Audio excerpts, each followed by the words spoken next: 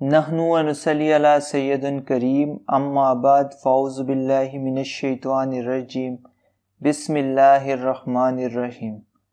السلام علیکم ورحمۃ اللہ وبرکاتہ۔ امید ہے آپ سب خیریت سے ہوں گے۔ آج ہم خواب میں سورہ المائدہ پڑھنے کی تعبیر کے بارے میں بات کریں گے۔ اس سے پہلے جو لوگ ہمارے اس چینل پر نئے ہیں وہ ہماری ویڈیوز کو لائک کریں اور ہمارے اس چینل کو سبسکرائب کریں۔ جو شخص دیکھے کہ وہ خواب میں سورہ المائدہ کی تلاوت کر رہا ہے، وہ شخص دنیا میں عزت اور بزرگی پائے گا اور اس کا نیک انجام ہوگا، اور اس شخص کے پاس مال اور نعمت کی زیادتی ہوگی، صحت اور سلامتی پائے گا۔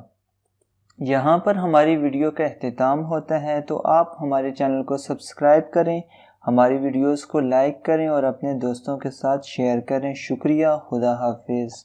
ملتے ہیں نئی ویڈیو کے ساتھ۔